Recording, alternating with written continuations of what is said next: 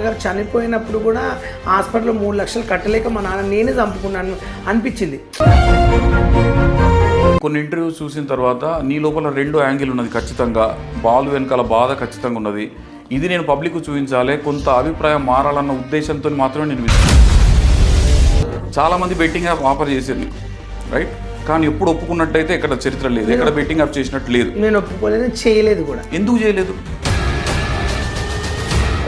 ఇప్పటికైనా సరే నిజం చెప్పాలంటే మా నాన్నగారు చనిపోయినప్పుడు కూడా హాస్పిటల్లో 3 లక్షలు కట్టలేక మా నాన్న నేనే చంపుకున్నాను అనిపించింది. మా చెల్లి మ్యారేజ్ అయిపోయింది, మా చెల్లి చూసుకునేది. మా అక్కకి మ్యారేజ్ అయిపోయింది, భర్త చనిపోయిండు, మా అక్క పని మా అక్క చూసుకునేది. అప్పుడు మా అమ్మకే ఇంక నాకు అనిపించింది ఇంట్లో ఒక మొగ దిక్కు చచ్చిపోతే ఎంత ప్రాబ్లం అవుతుందో నాకు మా డాడీ చనిపోయినాక అర్థమైపోయింది.